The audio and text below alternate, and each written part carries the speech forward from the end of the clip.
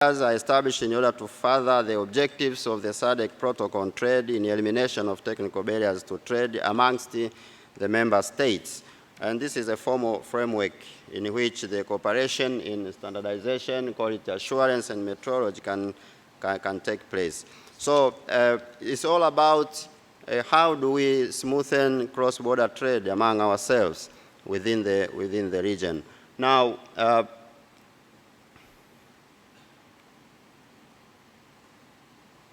looking at that annex, we have different structures. And the first two structures, the Technical Regulation Liaison Committee and the SADC Activity Stakeholders Committee. We have here the ministerial level liaison committee.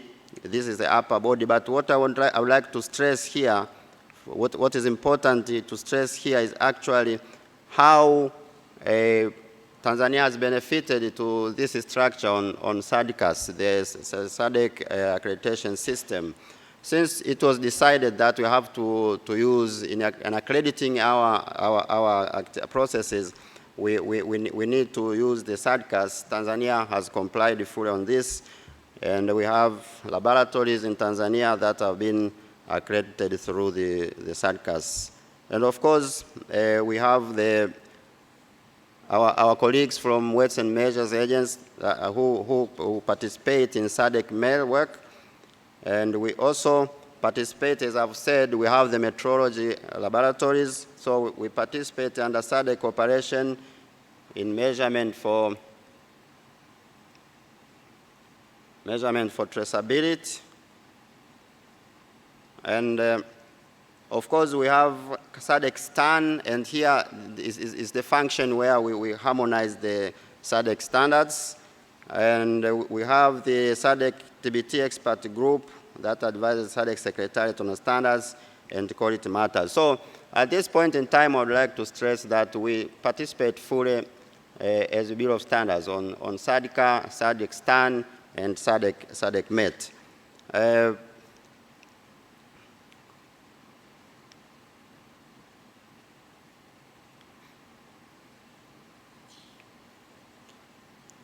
Now, proceeding with the same, we understand that under the SADC TBT cooperation structures, there are different technical committees. And we have, Tanzania actually participates in 16 technical committees. And so far, we have adopted 30 standards. 30 standards are harmonized under the SADC structures. We all understand that there are a lot of challenges with regards to funding the harmonization process, participation in the harmonization process, and that's why you can experience sometimes low rate of harmonization because of different challenges. But of course, as we are talking now, if we move from the regional economic communities, like EAC SADC, we have now the COMESA EAC SADC tripartite, and now we have the African Continent Free Trade Area Agreement. And under these structures, we're actually going not to refer on these standards developed by the regional economic communities, but the TBT and the SPS documents under these agreements are going to refer to the ARSO standards. These will be standards applicable to the whole of Africa when implementing the Africa Continental Free Trade Area Agreement, as we all know now. Therefore, we might be discussing on how we strengthen harmonization, conformity assessment activities in the region, but of course, taking cognizance of what is happening now at the continental level.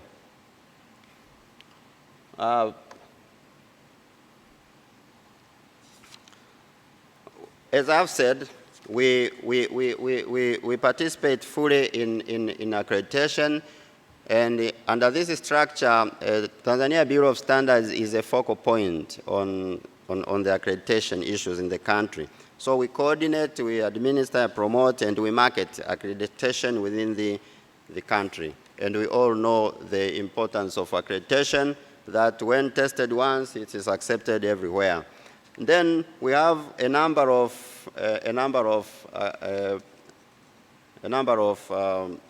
laboratories that have been accredited under the same scheme, and we provide for PT proficient testing for salt, honey, juice, and fertilizer.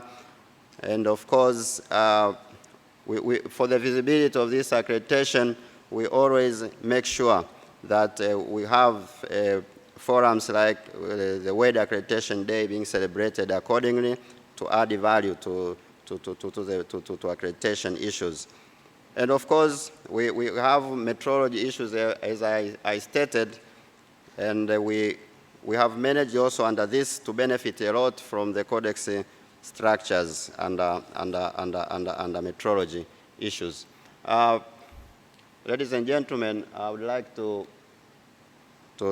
conclude by saying that, yes, in this process, as I highlighted in my presentation, that there are some challenges in this process. One of them, as I said, is the funding to participate, for members to participate in the standards harmonization work. Slow pace of adoption of harmonized SADC standards. We understand most of the work is done electronically. Now, reaching consensus on technical work needs some physical encounter, so that to ensure that that consensus which is needed in the standards development process and the standard harmonization process is achieved. So there are also slow progress in the harmonization and the adoption of technical regulations, but of course the language barriers. We understand that SADC has 3 languages: English, French, and Portuguese. And sometimes, in most cases, most of the standards are in English language. They need to be translated into other languages. And then we can see we still have fewer standards that have been translated to other languages. So, having said this, I would like to stress that Tanzania is very committed to this process within SADC on the implementation of the SQUAM activities. And we appreciate for everyone being here this morning to attend this session. Thank you very much, Coordinator.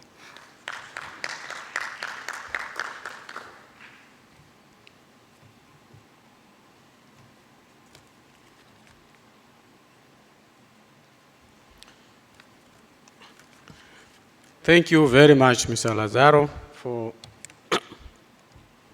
highlighting us the importance of standard and quality. We are talking about industrialization, so we cannot industrialize without standard, without following quality principles. And Mr. Lazaro has highlighted how this happened and what is the quality framework that we have in our region. So this is good for us, so that if we embark on the industrialization, we know how to proceed. Of course, we cannot industrialize and produce goods without following standards and without complying with the quality. So at this point, I would like to call Ms. Dr. Abhishek Rajan. Am I correct? Or yes, from Bolt University in Lesotho. He will be sharing with us how they have implemented quality management system in the university. Dr. Rajak, you have 10 to 15 minutes. Thank you. Thank you, Mr. Benjamin. Honorable Minister. Good morning, delegates, once again. I am here to present about a very distinct feature of quality assurance, how it applies in education sector. We all know that education sector is a highly regulated sector. There are bodies under Ministry of Education and others which helps you regulate the whole sector. However, we as an institution have also chosen to go towards the quality assurance system, and we have chosen to go for ISO 9001:2015, and we have been certified for almost 8 years now, successfully maintaining it. And so, so my presentation will be basically on quality assurance and standards towards improved customer satisfaction. When I say customer, it involves every stakeholder that we have. And so how I will be going is I'll be taking you through the quick theory a bit. I won't bore you with the theory, but it's important to know quality. When we come and talk about quality, there are many times when we don't understand what quality means, and I'll then take you through how the quality is taken for us and as an institution, and what are the challenges that we have had in past when we were trying to implement it, and perhaps also what can be generalized, which can be implemented with any other institution, not only education. The challenge and also the assessment. There is a difference between quality assessment and quality assurance, and so we will talk about that. What is the role of standard, and also why it is important to have our internal quality assurance angle looked after. Because when we depend on an external quality assurance people, they come once in a while, but who looks after it all the time is internal. And also, what's the Boto University, when you see BU there, Boto University Quality Assurance Framework is, and how do we use it in our every functions that we perform at the university. Right, so basically quality, as we all know, I'm not going to go into the definition, is for people who are interested to read, but basically quality is fit for purpose. Quality, what it means to me may not mean to you, and what it means to you may not mean to me. There are some time when we will not agree on quality, but quality is fit for purpose. What fits me is what I feel is quality. And also, it's about making sure that quality is what it should be, which means if I am looking for something, I should be ensuring that it fits my purpose. And so moving on to the next, which then talks about how. This how part is very important for all of us. It's important because we, at many instances, think that quality is one of the aspects of what we do at our respective organization. We don't feel the same way, because if we feel that the quality is one of the aspects, it will become a side job. It will become one of the pillar and not the center. So for how we implement quality, we feel that the quality should be center for everything. Whatever you do, irrespective of how you interact with people, how you perform your functions, how each department relates with each other, everything should be focused and geared towards quality. And so it says here, built by design, quality by design, so which means built in quality. How do we also implement it? So when we say make quality a center, how do you implement it? You implement it because it has a lot of other factors on which this depends. So it's a dependable variable. It depends on man, it depends on functions, it depends on machines that you use in industries, various factors, and I'll cover that in the next slide in detail. And quality is there to provide service. Why do we look at quality? Because it's a minimum quality assurance that you provide to your stakeholder, whoever you deal with, that when you come and deal with me as a company, as an institution, you are going to be guaranteed to get at least this minimum service. And so for us, it was important because we are dealing with a set of people who are student, who is going to help the, many things, help the industry in future, help the country in future. So we had to provide them at least a minimum guarantee that, when you come in, you will always be getting at least this service. And if you don't get it, you have an internal mechanism where you can raise it and you will be attended to. And that guarantee comes if you have built the quality into your system. And if we have that, that is the only time when we can see that you have been adequately assured about your quality assurance, and you constantly give them the service which they deserve. And now, when I said quality as a dependable variable, you will look at that. There are multiple factors. If you look at this, you will be seeing man-material methods, and this is very, very theory part. But if you look at from your perspective, and you forget the theory for a moment and look at from your perspective, how does it help you?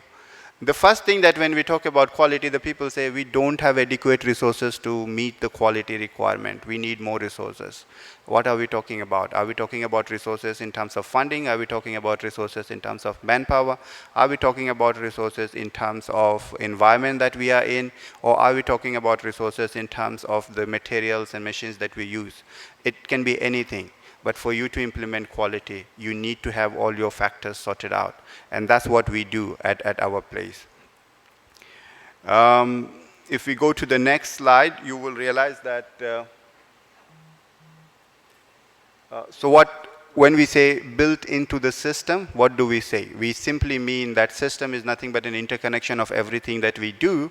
So wherever you go, you are not found to be alienated from others. You will still see them practicing it. So one department to other. In a university cycle, if you see how the student walks in, the whole life cycle of students starts from admission till the graduation and thereafter being an alumni. And so when you get into the system, when you go to admission, they tell you one thing, and when you go to the student registry, they tell you another thing. You are not pleased as a customer. And so the thing that will bring consistency is how you practice it. So there is a flow, there is continuity between all of these departments, and that's where the system part comes in. I put two words, which were 2-3 lines there, which was spoken by well-known people, Deming, Salk, and Bert Lansky. I'm not able to pronounce it properly, sorry for that. Now, what else? Look at this design. We have seen it many times. It's called PDCA. There is something that we know. Wherever you go, they talk about PDCA. So what is new in it? Nothing new. But there is a problem. Most of the time, as an institution, as a company that you deal with assurance. The first thing that we do, okay, this is what the standard requires. Let's see if we have done it or we haven't done it. So you jump to the assurance part. You forget that there is an importance of planning. There is an importance of implementation. Only if you have planned and implemented, then only you can look after the assurance. Assurance becomes automatic if you have planned and implemented. And that's where the major problem is. And so there are two types of challenge that I'm going to pick up here. There are multiple, but I have picked up two important parts. And one of those is here, the first challenge. We talk about assurance, we don't talk about planning and implementation. The moment we talk about assurance and not planning and implementation, we are in the gray area. Which gray area? We don't know what we are planning for, we don't know what we're implementing for, but we are trying to meet the requirement of whichever standard that we are being aligned to. If we talk about assurance in education sector, every quality assurance body will tell you that these are the set of standards that you should adhere to. And if they say that meet the requirement of bringing research papers, if you don't set up the relevant environment, relevant infrastructure for research, you can't meet that. But when we go for assurance, we say, okay, I have published few papers, we have some innovation done, some patent registered, we meet this criteria. Momentarily, not always, unless you make it as part of your day-to-day operations. So you see, I've just mentioned there is that danger of falling into the gap. And there is another challenge. Sometimes when we have people working on quality assurance not adequately equipped with the skills that they need, we may get into that situation where they don't really understand what the quality assurance should do. The next one is the second challenge. And the second challenge we'll talk about the major problem again that we have in the system. If we get into a meeting, how many meetings do we attend? How many times we sit together to find a solution and we walk out not having a solution? And that's the second challenge. You get into a a meeting room, you get into a discussion, but you never reach a consensus. And whenever you don't reach a consensus, you get into a situation where there will be resistance to change. You say that this is the best way to do things, and you realize that it may not be the best way because the others are saying no. It may not be your problem. It is the problem of not being able to reach to a consensus. The discussions are not very focused. And if that happens, you will never be able to reach the objective of your organization, which is to be a quality-oriented organization. Then, once we have this true challenge, what do we do? Do we just leave it that way, or we do something about the quality assurance? What do we do? There is always a way out. You should follow a certain principle. So we decided as an institution that we will go for quality management system. And the quality management system talked about, we followed the ISO 9001 2015. When we started, it was ISO 9001 2008. And we decided to go that way because we thought if we don't make it as a center, we won't be able to succeed. So what we did is we went around and did every functions review into the system, got it into the written principles. What did it do? It brought first consistency. Everybody knew what needs to be done and how it needs to be done. Everybody knew what is going to be the action that they are required to do. So there was accountability, there was transparency, because you are now no more asking who is going to do that, and it was there already that who is going to do it, how they are going to do it. The other things that we looked at as, so once we have it, what is the framework that we should look at? And so when we were looking at the framework,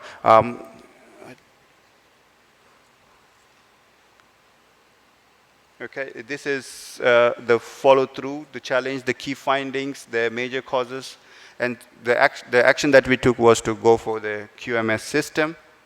And we learned this, as I didn't mention that. These are our learnings. When we did the review with different departments, what did we learn? We have to put quality first. We wanted to link the quality assurance framework with the stakeholder. Our stakeholders are various people around and then meet the challenge of the second. How do we get into the situation where we don't get the no consensus meeting? We always reach an agreement. So agree, discuss, talk. Check if there is a clear relationship between QA framework and the needs. Implement the change. Change management is not easy, so implement the change, plan, implement, and do check, and act on that PDCA cycle. Stabilize, gain, and apply QA audits. Then we talked about, once we have done that, we went into this. So we have set up a standard. We have set up a framework for ourselves. How do we evaluate it? And there were two answers. One, you do it internally, and another one, you do it externally. So one that you are seeing here is the question that we have. If you have been successful, what do? You assess it, and that's where the assessment part comes. That's where the role of standard comes. Do we have any already existing system? If not, what do we do? And so, as I said, we moved on to the ISO thing. There are many others in educational institution, but we moved on with ISO series apart from others as well. And how did we fill the gap? This is how. We did fill the gap. Okay.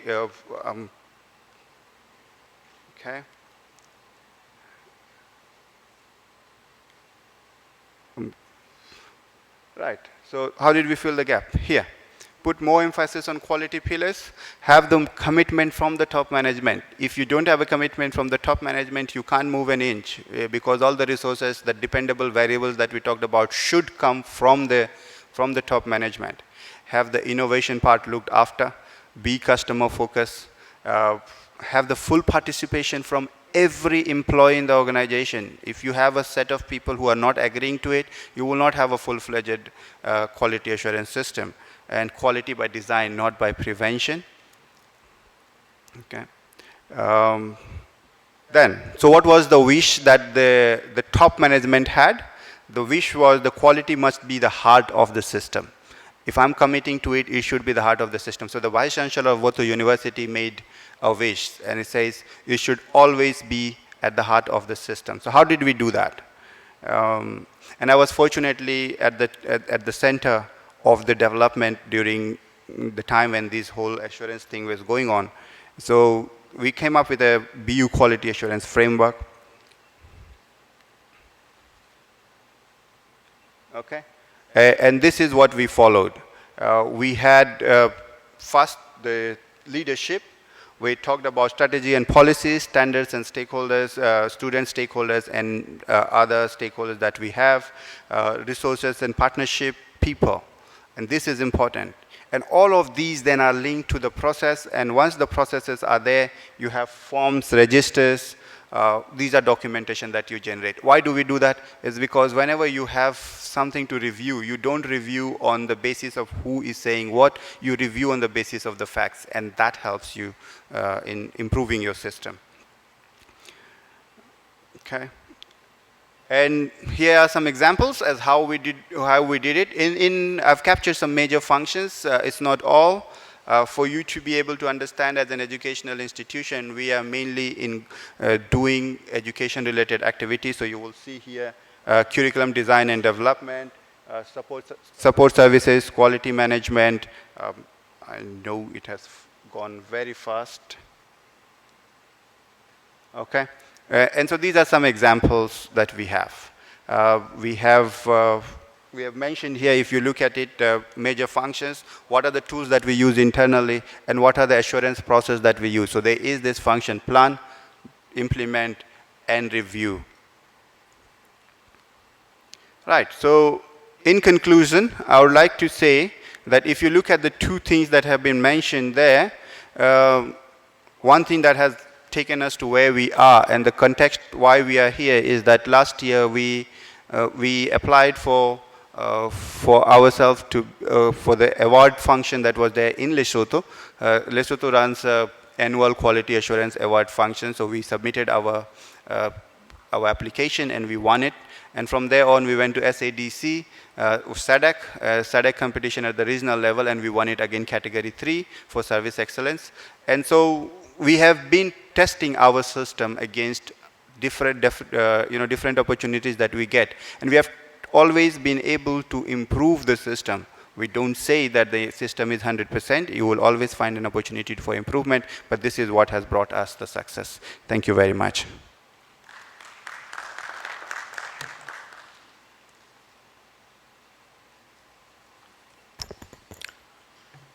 Thank you. Thank you very much, Dr. Abisha.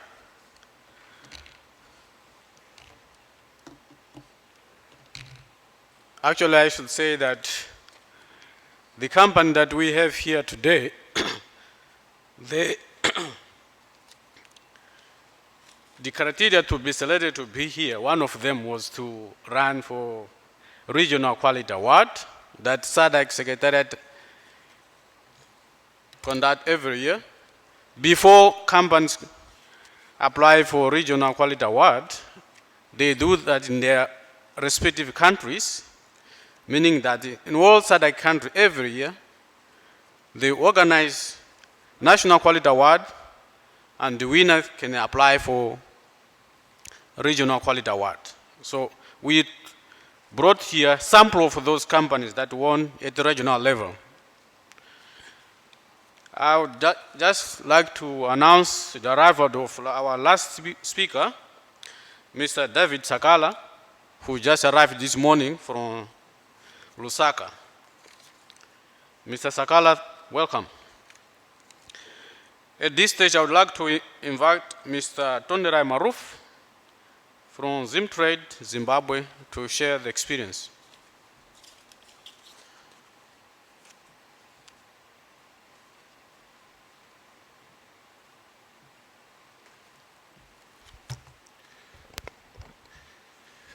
Thank you. Good morning, delegates.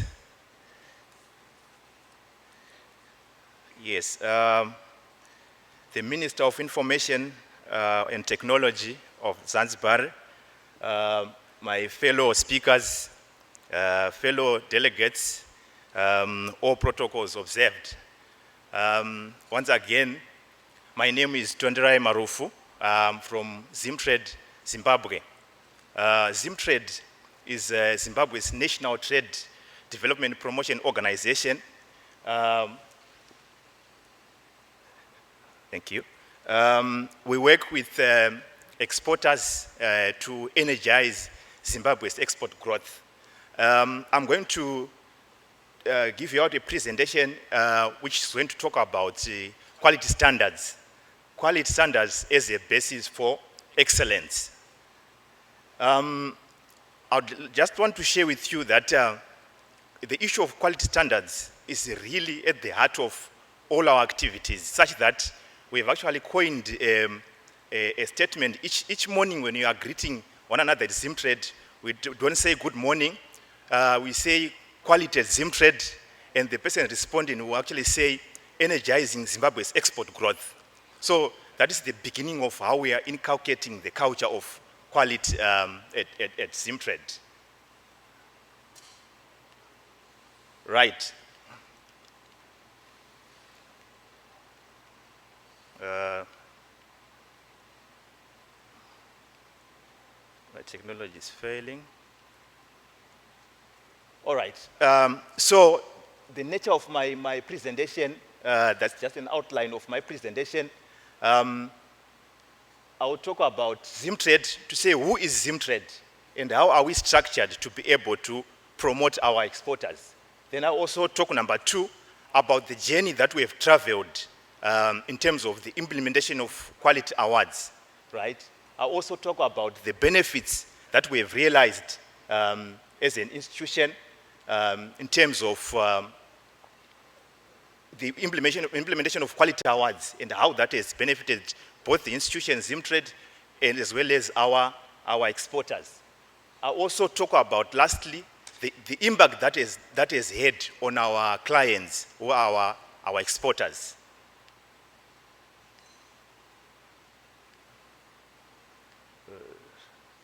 All right, so who is Zimtrade? Like I said, Zimtrade is the National Trade Development Promotion Organization for Zimbabwe. The way we are constituted or we are set up, we are a unique joint venture partnership between the private sector and the government of Zimbabwe. So we are a partnership. We are set up in your typical PPP model, public-private partnership model, and that was done basically to enhance the organization's ability and flexibility to respond to the ever-changing dynamics of the export market. Our mandate basically is to energize Zimbabwe's export growth. So we are really at the center of Zimbabwe's exports. Our values,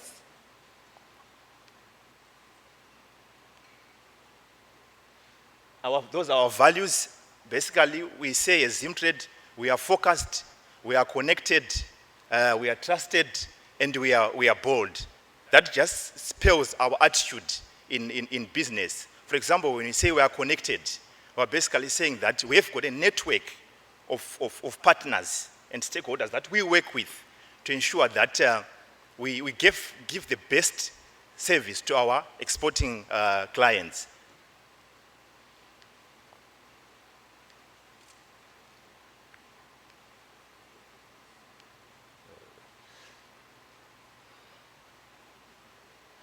Our sales portfolio, this is basically spelling out what we do as Zimtrade. Number 1, we've got the market intelligence section. In terms of the market intelligence section, this is where we work with exporters and we provide them. Okay, all right. We work with exporters in terms of providing them with market information, market intelligence. We've got a fully fledged trade information center whereby an exporter can just walk in and on the click of a button, they can actually see across the world where export markets are available, what kind of products are in demand, as well as where they can actually get raw materials to be able to process their products for export. We also do other, disseminate information such as market pointers. We also provide with information relating to, how they can easily navigate a specific market. So it's basically market intelligence. Export development, there we identify, develop, and assist potential and existing exporters to be able for them to explore new markets. So it's basically nurturing them from day one up to the point where they are now able to enter into the export market. We also have export promotion section. In terms of export promotion, we facilitate the participation of companies in various regional and international trade promotion events. Right now, we've got 2 of our teams, one in Botswana at the Global Expo, another one is currently in Zambia. They are attending trade promotion events in those countries, and by so doing, companies are showcasing their products to buyers from across the world. And in that way, we're able to grow Zimbabwe's exports. In terms of advocacy, this is where we are a voice for the exporters, our clients. We work with the government, we lobby the government in terms of availing a conducive working environment, in terms of also assisting the ease of doing export business. So in a nutshell, those are our services. Right. I also want to talk about the journey that we've traveled. Since we are talking about the issue of quality standards, I want to talk about the journey that we've traveled in terms of the issue of ISO certification. I've indicated that Zimtrade is certified to ISO 9001 of 2015, which is the latest in terms of that standard. We first got certified to ISO 9001 of 2008 in 1994. And we became the first TPO to be certified under that standard.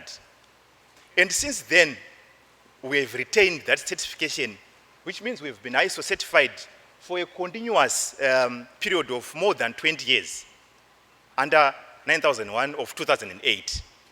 In 2017, we became the first organization in Zimbabwe to be certified under ISO 9001 of 2015.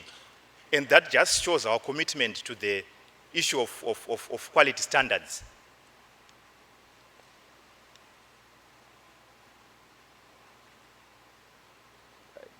Right. I would now want to talk about the benefits that we've realized through the implementation of quality standards. Just want to talk about the practical things that are happening because of the implementation of quality standards. I'll start by looking inwards into a Zimtrade and then outwards, the impact on our clients. We have basically realized improved consistency of service provision, because if you are ISO certified, you are working according to a standard, right? And you know what is supposed to be done at what particular time. And therefore, it doesn't matter if you're an organization, if one employee is not there, the next employee can just come in and equally serve the client in much the same way, because you are applying a guided standard which is in place, and it's in your DNA. So we've actually seen that our sales provision has been consistent, and we've actually been getting feedback from our clients to say, okay, when you go to Zimtrade, doesn't matter what day, what weather, you still get the same kind of service that you deserve. We've also seen improved productivity and efficiency. The aspect of efficiency has actually gone up because of the ISO certification, because there's a reduction in issues of rework. Because you've done the process according to a standard, your chances of getting it right the first time is always very high. We've also seen the issue of cost reductions. I've talked about the issue of reduction in reworks. Because reworks obviously come with a cost, it becomes clear that if you are ISO certified and you are following the given standard, you get your process correct. We've also seen improved communication. You'll see as I move forward, we've got sessions that we've created whereby we discuss or we share knowledge as Zimtrade in terms of how we can improve amongst ourselves. There's also been a tremendous increase in terms of development cooperation partners support. We are working with institutions such as the European Union, ITC Geneva, POOM of Netherlands, SES of Germany. These are institutions that we are partnering with because our relationship is improved because of our systems which are guided by standards, and DCPs want to work with such institutions. we've also seen the acceptance of the Zimtrade brand within Zimbabwe and beyond the region because of the issue of standards. Right. This is just to show you, in 2013, we approached the International Trade Center, Geneva. We were asking for an assisted benchmarking exercise under their AIM program, which is assess, improve, and measure.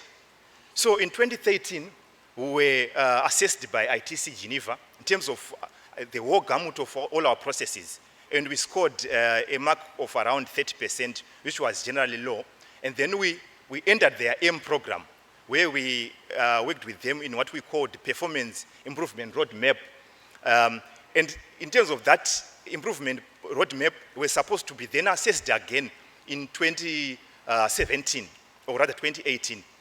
But after going through that process, the process of assessing was actually reduced by 1 year because they realized that Zimtrade was now ready for a second assessment. So in terms of that second assessment, that was the outcome of the assessment. The ITC Geneva ranked Zimtrade #1 in Africa out of the TPOs that were assessed, and also 10th in the world. So those are the processes that they assessed, and those are the results, which is testimony to how the quality standards have actually assisted us to improve our service provision. Right. I was talking about the issue of communication and improvement of internal processes. That is a session in which, as Zimtrade, every week on Tuesday, we call it a live on Tuesday session. Before we start our work, we meet in the boardroom as staff members, and we just select any staff member to talk about quality standards, how they've implemented them in their work area to either improve our internal processes or to better serve a client. So that's an example of the session in which one of our members is talking through our standards and how that is benefiting our clients.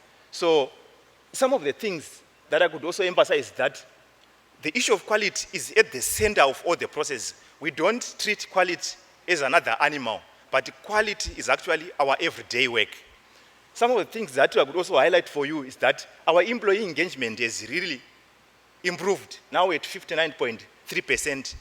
Practitioners in that sector will tell you that that's a very high score. We also have got what we call non-conformances in quality standards. They've actually internally, we do our internal audits just to assess ourselves, how we are doing against the standard. And they've reduced by 33%, which is a significant drop. Externally, we get assessed by our certification board, Standards Association of Zimbabwe.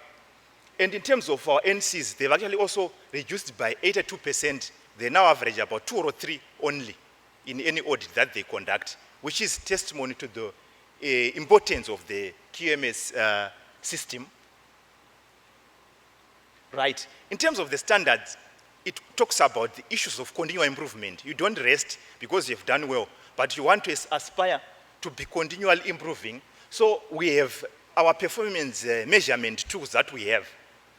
That's a tool for tracking our results. We've got what we call management review meeting that we have each and every quarter to assess our performance. So that shows our targets and where we are and where we are going. So on the far left, that RAG status will tell you the things that are in green. This is where we are on track or we've done well.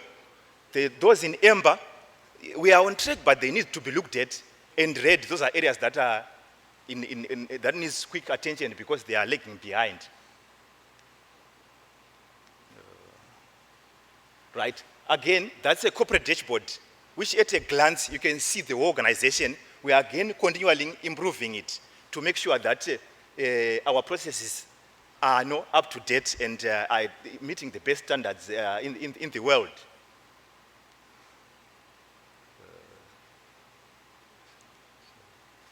Again, that's an extension of the measurement. That's a risk map, which also again at a glance, it will tell you the affairs in the organization. That's a risk heat map, which we also utilize to measure our risk status. Apologies, my technology is not it's playing up.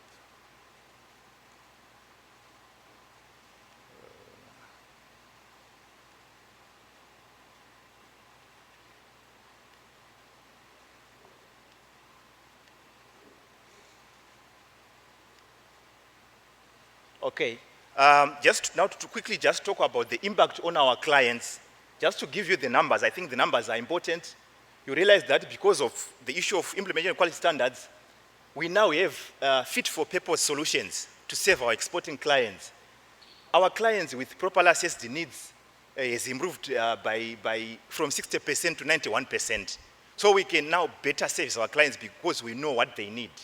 Net Promoter Score, now 43%. This talks about what the next client or the next person whether they can refer Zimtrade in terms of the service that they require. Customer satisfaction now at about 66%, which is also a huge jump.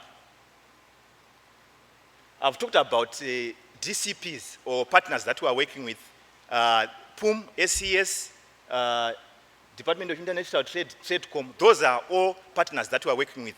And that has increased because of the issue of being certified and implementing their standards. Right. I'll skip some of the slides.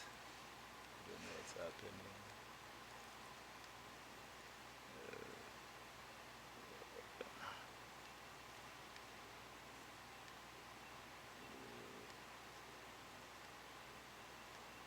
Let me.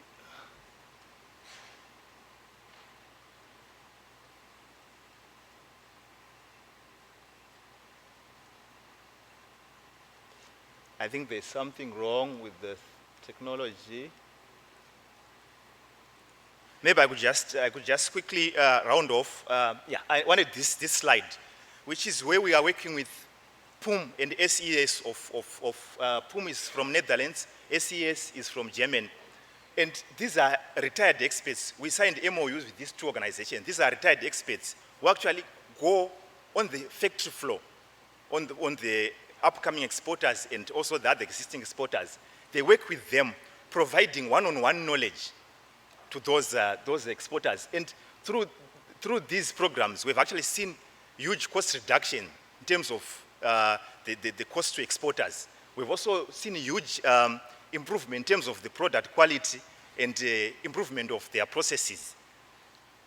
These are initiatives that Zimtrade is working. So far we've had about over 120 sessions that have been arranged to come up with that.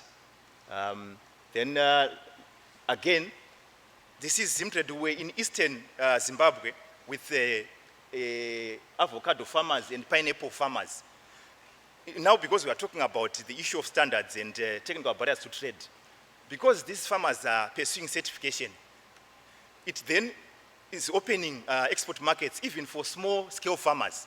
They can actually now be able to tap into export markets that were previously not unreachable to them because they are now certified. These ones want to be certified in terms of organic certification. So, in a nutshell, we are saying if we pursue standards, it's an opportunity for us as countries, but also as SADC, to open a huge export market for our region. Lastly, those are our various awards that we have received. I think I told you last year we were in Namibia. Right. My last word is from this gentleman, Henry Ford. Quality means doing it right when no one is looking. That's my closing word. That's the hallmark of quality. You have to do it right when no one is looking, which means you are following the right processes. On that note, I'd want to thank you so much for your time. Thank you.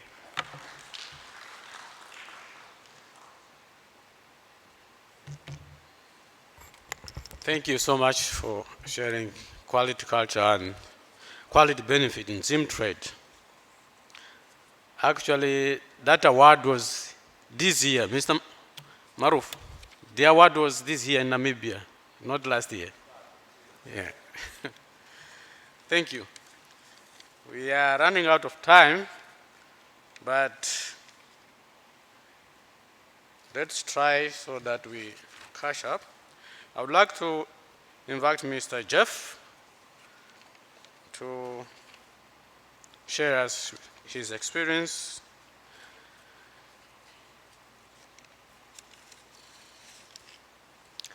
Please, could you be a little bit faster? Yeah. Thank you. Honorable guests, ladies and gentlemen, a good morning again to you all. It's indeed a privilege to come and share some of our life experiences with you. And as you can see, I want to tell you a story because as Africans, I really believe that we are good at storytelling. So let me entertain you with the story of our life as it started way back when. Because standards and quality is from theory to a way of life. And some of the previous speakers has already alluded to it. Quality is not an afterthought. Quality is a way of life.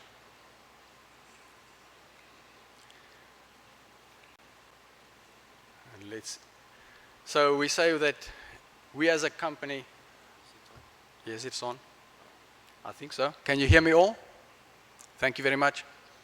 It is built on passion. What we do is built on passion because we honestly believe that the way and how we do it serves a purpose not for our company only, but also for our country and the rest of the world.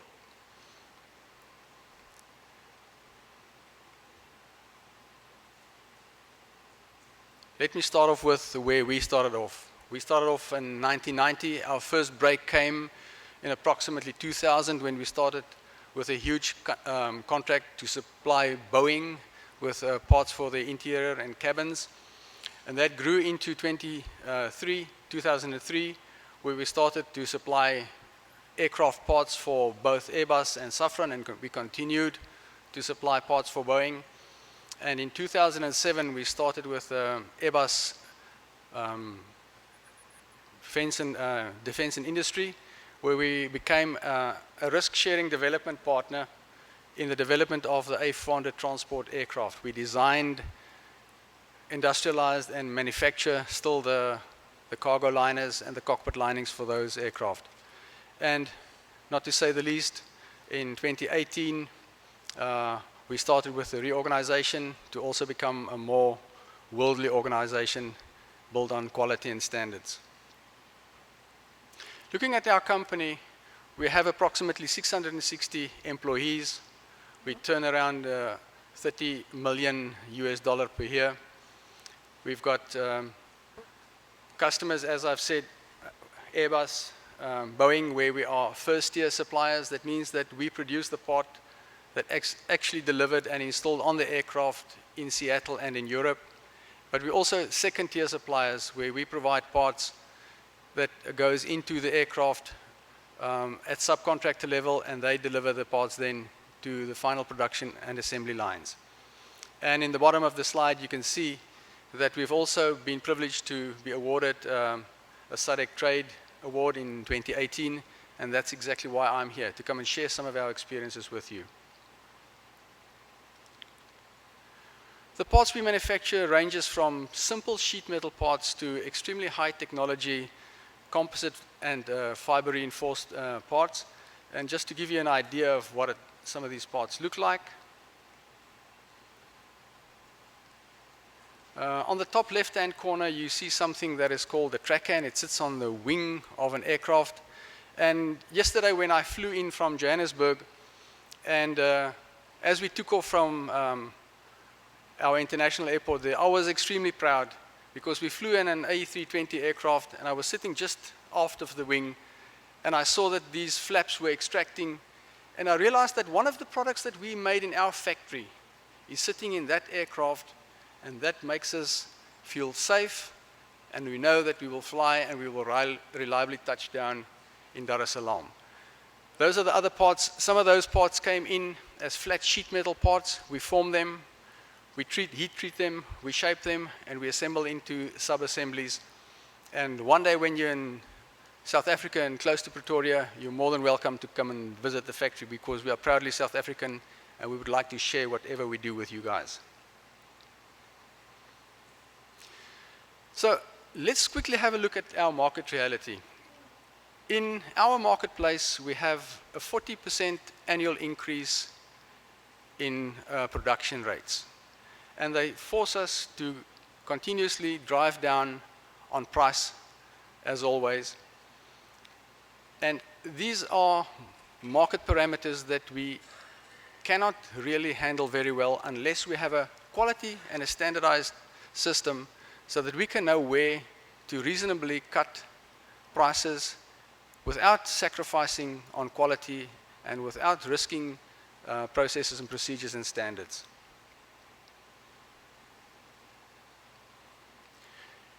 Given that we are in an extremely regulated environment, and as a side remark, they are still busy trying to engineer a parking spot for aircraft way up in the air. They have not managed to do so. So unless the parts that goes into the aircraft is of high quality, they are most likely to be loss of lives, and I don't think we are tolerant of those conditions. So our customers are in North America and Europe at this point in time, and in this very regulated marketplace, it is sad to say that we cannot procure any materials other than from those countries. So all the materials that we produce or use in our factories are imported from either North America or Europe. It goes into our environment, and we produce the parts, and we fly out all those parts back into North America and Europe.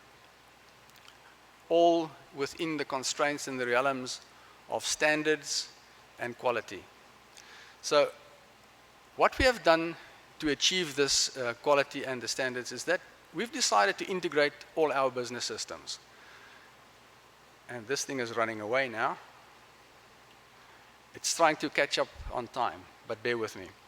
So our manufacturing execution, our quality management system, our HR system, our procurement system, all these systems are fully integrated, because by doing that, we will not sacrifice on the quality of data interchange between these systems. So we don't like to retype the same piece of information over and over. We want to reduce the risk. And some of the previous speakers already alluded to the reduction of risk if you have a proper quality system. Looking at our environment, is we have a customer, and we have our business, and we have a supplier. And as I explained previously, in our environment, our customers impose on us very, very strict regulations. But on top of that, they also impose those regulations and rules and standards on the suppliers of material, because there's a word in our environment called, apologies for this, there's called traceability. So, this thing is way too fast. I just want to go back 2 slides. Apologies for this. As you can see on that one, let me just stand to the side here. Our customers impose on us very rigid standards.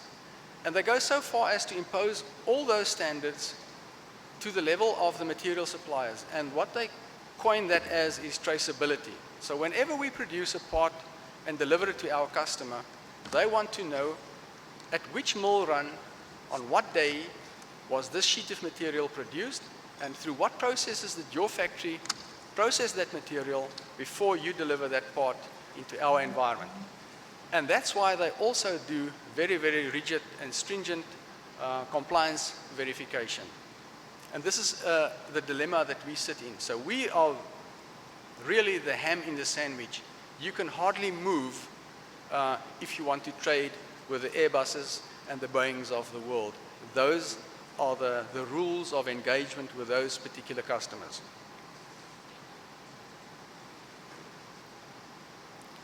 So just digging into a little bit deeper into our business, we believe that any business has like 3 gears that must be continuously be matched in preferably turning in the same and/or opposite directions. Otherwise, you'll have a recipe for a disaster. One of the first gears in that is people and departments. And the first speaker from the university alluded to the importance of having quality people understanding what they do and why they must do it as a contributing factor to total quality and total standards.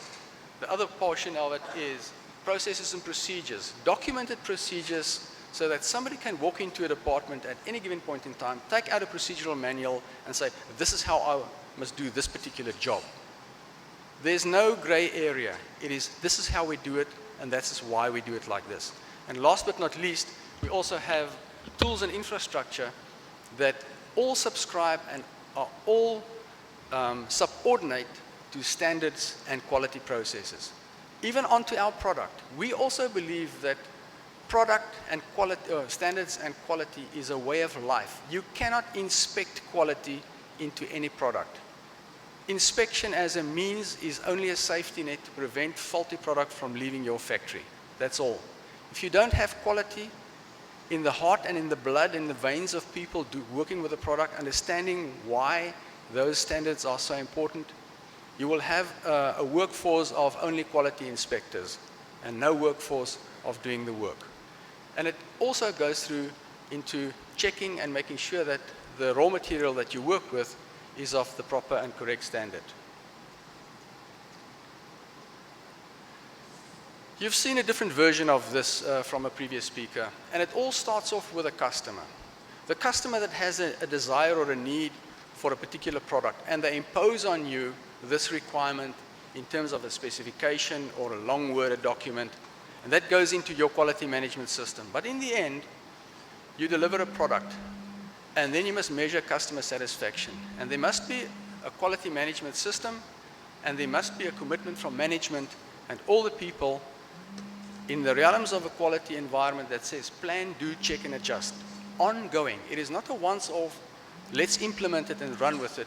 It's an ongoing way of life to ensure that you will have 100% customer satisfaction. And I'm so glad that the previous speaker alluded to that they actually measure that.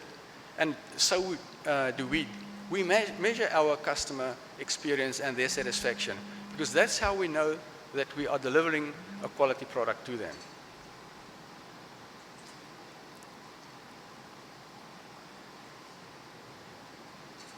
In order to check and make sure that we are true to what we say, we not only have audits by our customers, apart from our internal audits, we also have independent international organizations like, and again this thing is jumping the gun, like IASA, NatCap, to measure and confirm and check on behalf of the customers that we are compliant in terms of all our processes, all our procedures, going from people and departments through to processes and procedures, through to tools and infrastructure. All the elements of our gearbox are well oiled, and they have the authorization and the job to verify and check on behalf of the customers and give the stamp of approval and say, yes, you can trust them.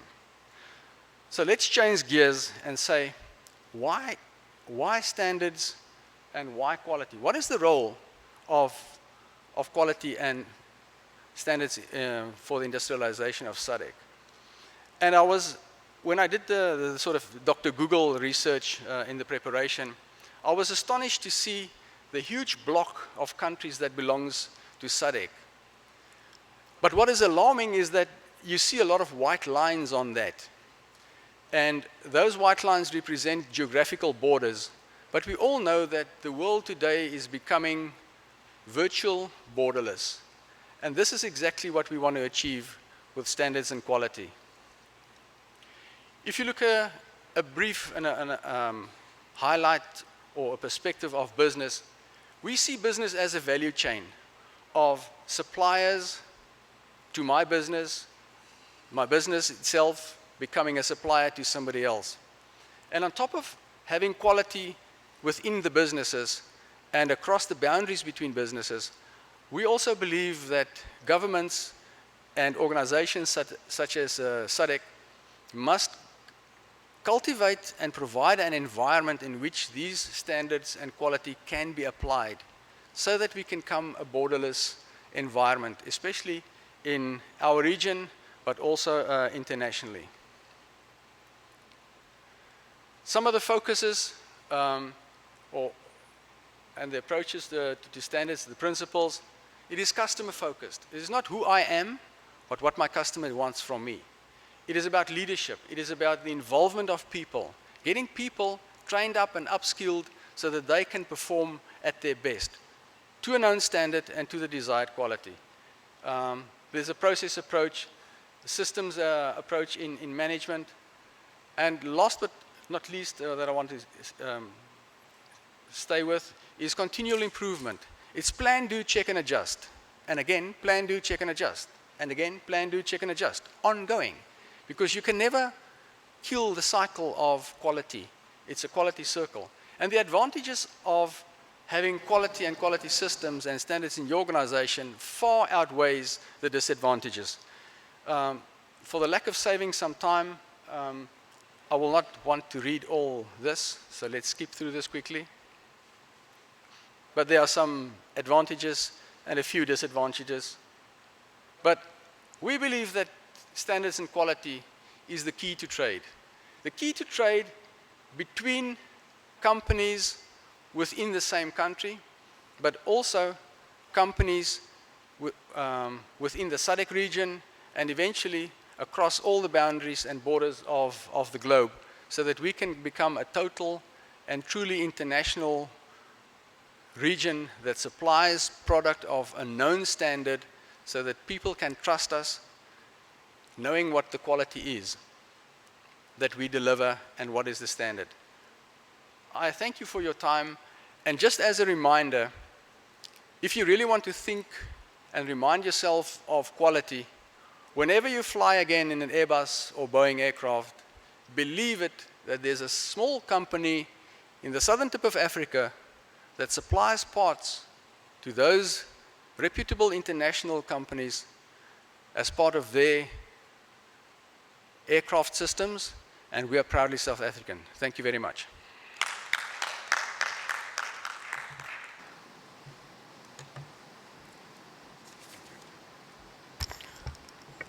Thank you very much. We are coming toward our conclusion, but before that, we are going to hear two more speakers. I will start by inviting Mr. David and the Honorable Minister, but they don't have PowerPoint presentation, but they also will share with us the experience. Mr. David, please. I'll give you no more than 10 minutes. Thank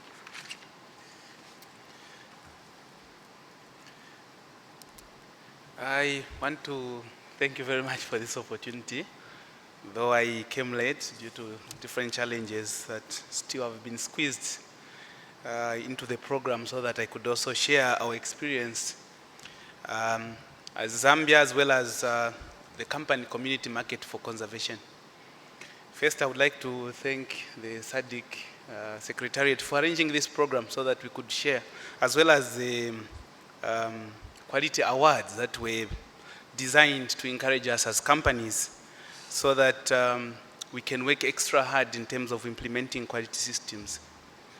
So I do not have a presentation, but briefly what we'll discuss is I would want to just share a brief background of the company that I come from, Community Market for Conservation, or COMACO. Then after that, I would like just briefly to also share with you the model that we use, some of the products that we've produced, and also the quality standards that we've implemented, and likely I'll also share the benefits of implementing such systems. So let me start with the background information. Maybe I want just to briefly share with you the information that you already know about Zambia. Zambia is a land-linked country with somewhere in the middle of the SADC region. Tanzania being one of its neighbors, Malawi, Zimbabwe, Angola, Namibia, Congo DR. All those are the immediate neighbors. And you may want to remember that the population of Zambia is about 18 million.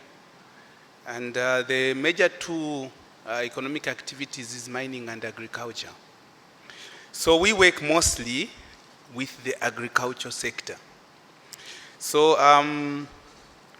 Komako itself, Community Market for Conservation, is a company that works with small-scale farmers. Currently, we work with 180,000 small-scale farmers in about 5 provinces of Zambia. Out of the 10, we work with 5 provinces of Zambia. Our objective as a company is both to produce products that are safe and of high quality, but on the other hand, we want to use the smart agriculture where we conserve the environment, we conserve wildlife, as well as conserve the soil, the air, and the water, so that agriculture does not damage any of these things. Maybe just the background why we work with those two objectives is how we started. In Zambia, somewhere in the late 80s and 90s, we had the challenge of poaching. And more especially, there's a river called the Luangwa River, both the eastern side and western side, there are a lot of national parks. And it's in those areas where poaching was taking place. And of course, indeed, people were also carrying out charcoal burning. So our worry as a company was that they were going to deplete all these animals and also going to finish all these forests. So we came up with a model. And that's the model that we have been using to reach where we are today. First, we realized that what caused people to be doing those things was that they were poverty-stricken. They didn't have money. They were not economically stable, and they were also not financially stable. They didn't have food, they didn't have money. So our model was to give them alternative livelihood so that they don't go back to cutting down trees or killing those animals. And one of the things that quickly came into our mind was that we can teach people to do agriculture. And as soon as they do agriculture, they could sell whatever they've produced. And as a result, they will have food security as well as economic security. And that's how we started. However, we later realized that even if people would produce that much, they had nowhere to take the excess produce that they were making. So they would still want to find extra income by going back to their old ways. So we came up with a company which would buy the excess crop from these farmers. And the first crops that we were buying were rice. Then we started buying groundnuts. We also started buying soybeans as well as maize from all the farmers that we had trained to grow those crops. Ourselves would add value to those products and then start selling them as value-added commodities. So that's the model. We would buy from these farmers at a premium price where we are above the market price of most of the buyers, such that they are motivated to carry out conservation without killing animals and without using chemicals in their form of agriculture. So those products that we are making, we had to find a market for them. And later, we realized that actually just producing was not enough. We needed to have quality products, as it were. So starting in 2009, we started implementing quality systems. And we started from simple systems called good manufacturing practices. And we teach even the farmers the good agricultural practices. And from these, we were able to produce crops and products that would fetch a better price on the market. We started processing products, and some of the products that we make include peanut butter. We dry some of the fruits that they make, such as dried mangoes. We polish the rice. we make corn soy blend, we make poultry feed, and all these are made purely from the produce produced by the small-scale farmers. So as a result, we are able to sustain the 108,000 small-scale farmers in these provinces, and we are also able to sell whatever they have produced. So how has implementing quality, how has it helped us as a company? Well, because we have implemented quality systems, we've been able to sell some of the products that we make, not only in Zambia, in the leading supermarkets, but also in some of the neighboring countries, some such as Botswana, as well as South Africa. So we're able to sell to them both the raw materials as well as the finished products that we are making as Comaco. The other benefits that we've driven from that is that we are able to trace whatever we are producing from the farmers themselves up to the point where we are selling to the consumers. And just like what my other colleagues have mentioned, we are able to get customer feedback, and most of the customers are happy with the products that we are selling to them. So some of the systems that we have implemented includes the HACCP system, which is similar to the ISO 9000, which was already mentioned. And we have upgraded also to ISO 22000, which currently is our highest standard that we have as a company. We are also happy that we were recognized for implementing these systems, not only by Zambia, but as well as by SADC, so that we were invited to be part of the SADC Awards. And last year, we were given an award under the SMEs. So our goal is to go even higher in terms of quality, but to engage even more farmers so that these farmers can conserve wildlife as well as the environment and contribute to the reduction of global warming rather than contributing to it by cutting down of trees and killing of wildlife. With these few remarks, I would like to end here, and thank you very much for listening.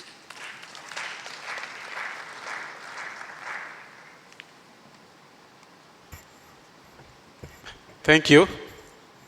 At this time, I would like our Honorable Minister to give some key intervention on his experience on this matter, and we close our session. Thank you, Honorable Minister. The floor is yours.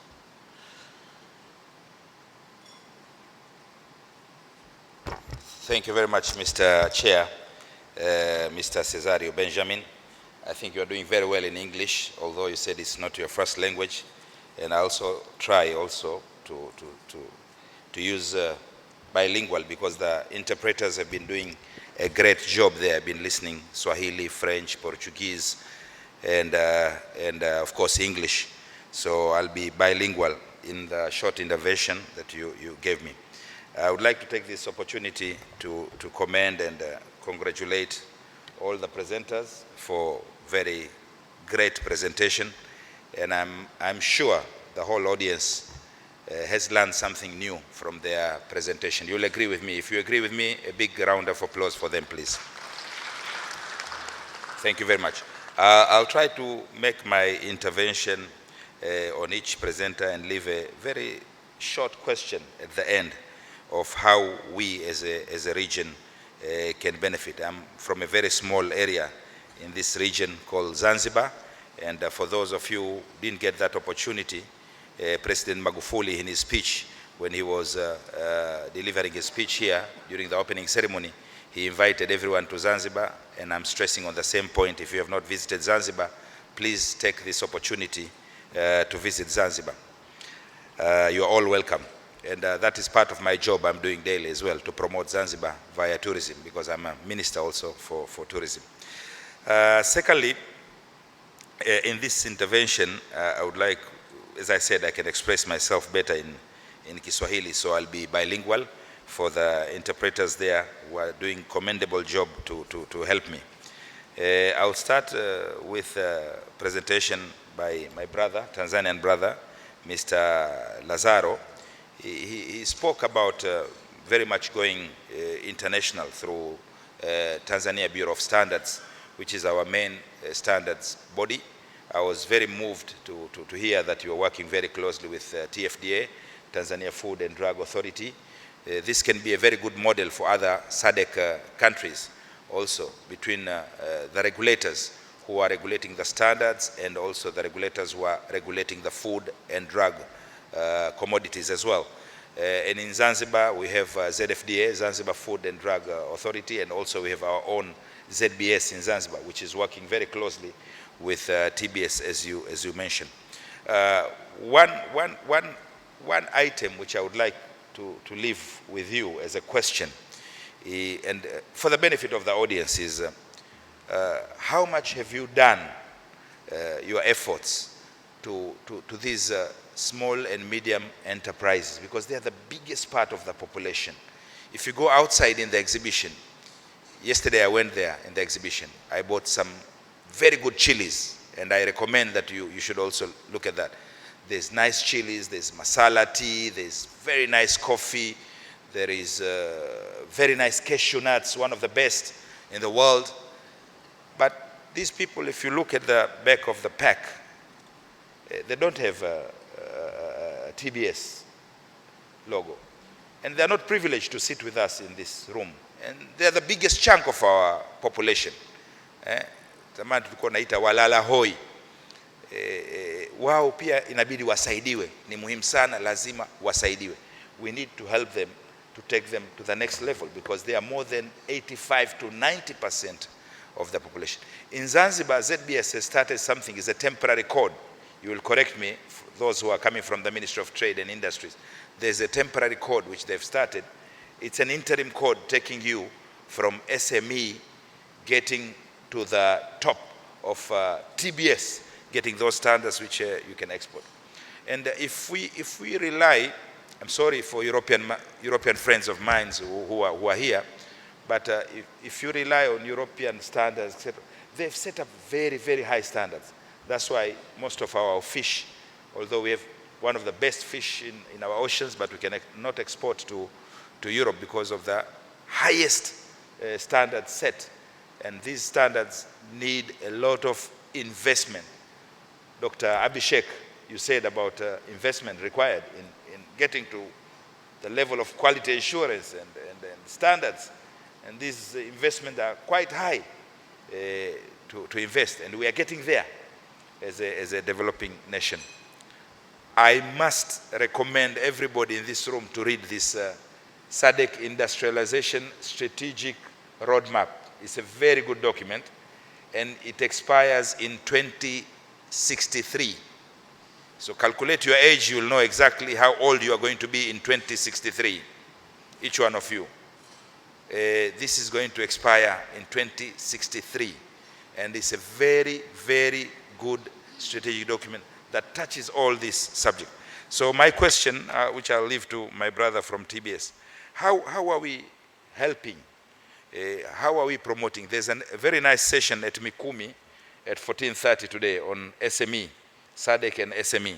I wish I intended that one before this one first, but it's to take them because otherwise we'll continue to have this all the time, SMEs, young entrepreneurs, etc. We'll be just talking theory, but not talking about our region. And second one is we've been doing quite well in the north, especially your border points in the north, because we have another regional body in the north. It's called EAC, East African Community, and we are here in SADC.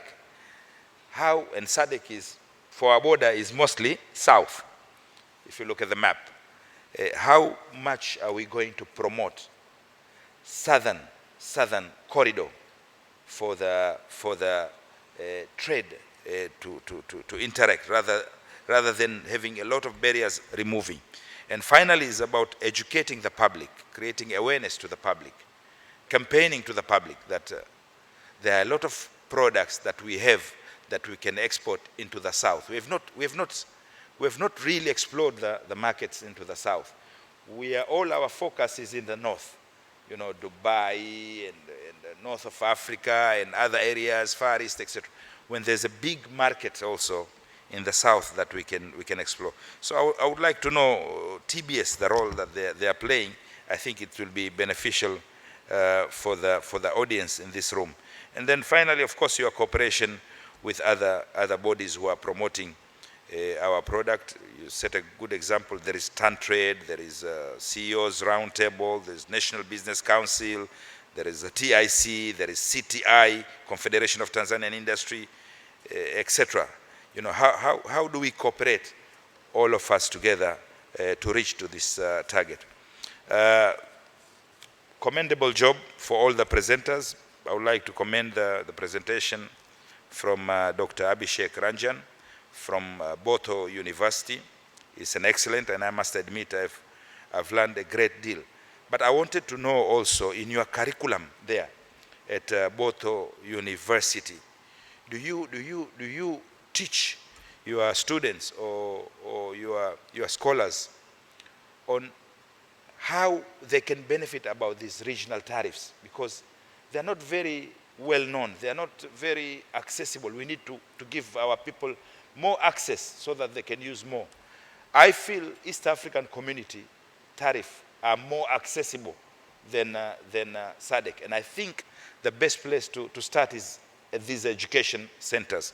So how much of that do you teach to your students, and how much of that can get? But secondly, you never spoke about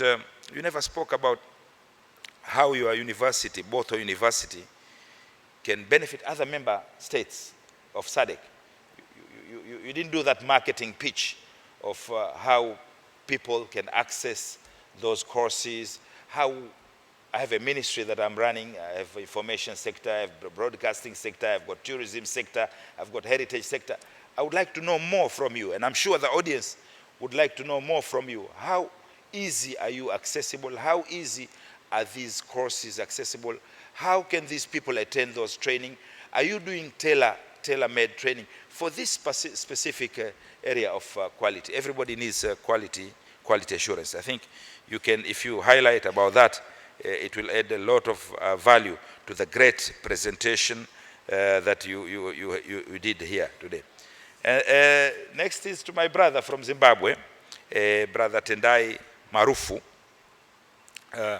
You have a very good model, and I think that model should be for all of us in Africa.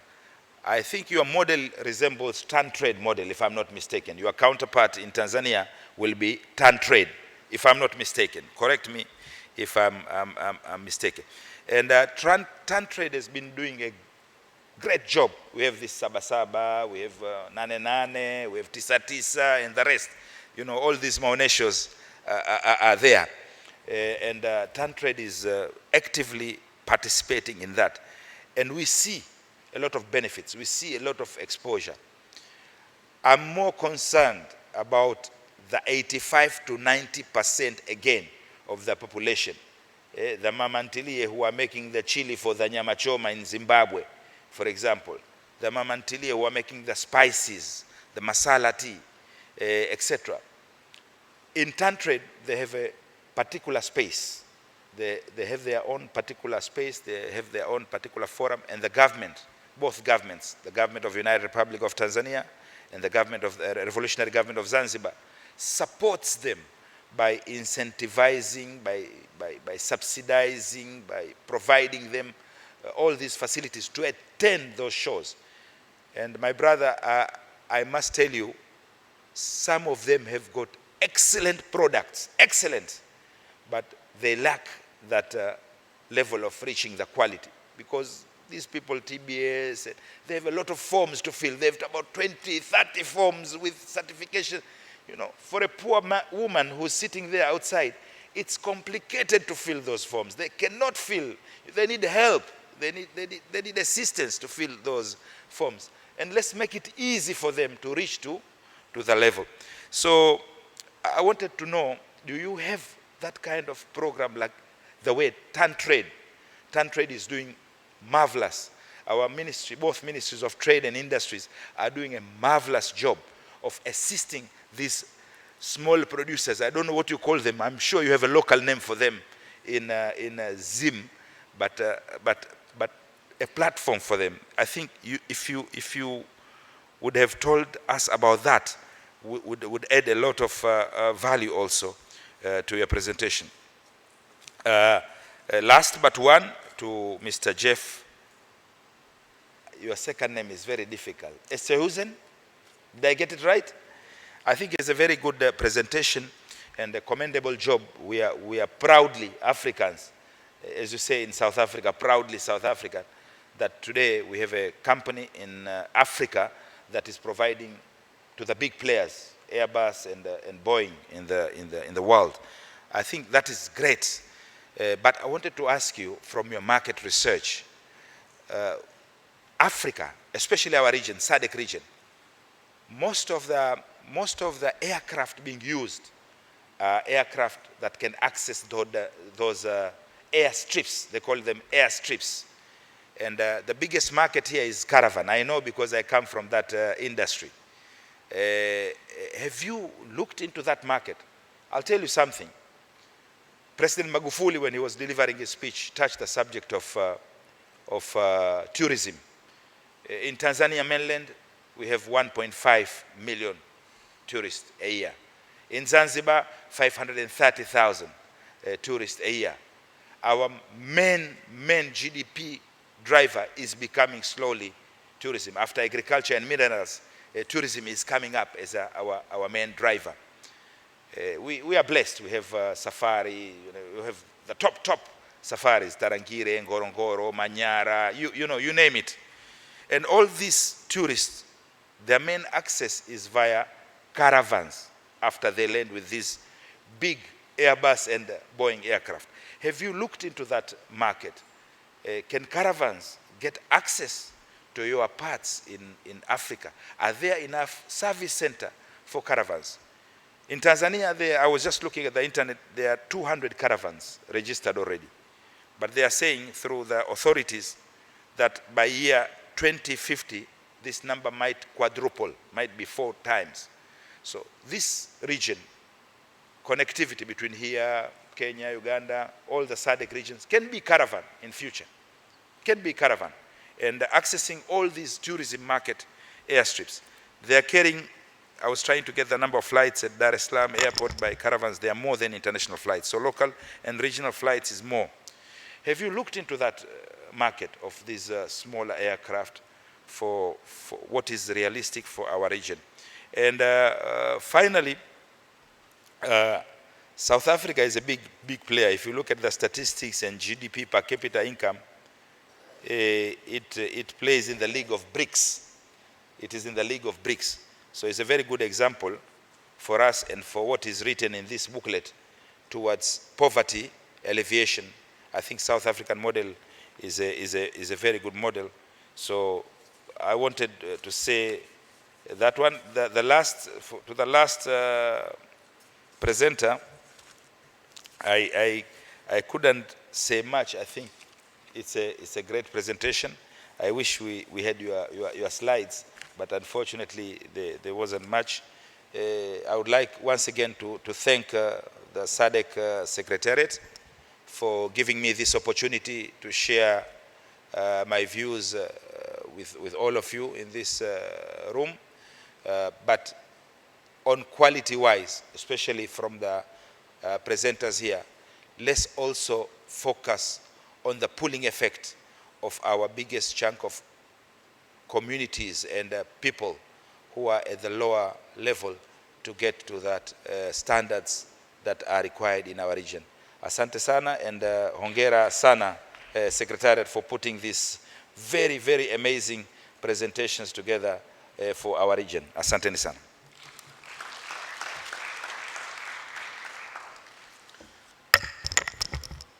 Thank you, Minister. I wish we could have time to discuss a little bit, but this room has been booked for another session. I would invite all who are interested in finding out more about the presentation. Maybe we can interact directly with the presenters during the break. before we close, there's an announcement for tea. The announcement says that all VIPs, meaning the ministers, deputy ministers, chief executive officers, directors, and senior officers are invited to have their tea in Kilimanjaro room. So they should exit using this exit here. There is an officer there who can lead them. The rest of us, we use the normal entrance or exit to go out, and we get coupons there, and we go to a room called Murun. Is it Murun? Mikumi, yeah. Thank you for attending these sessions, and we hope to see you in near future.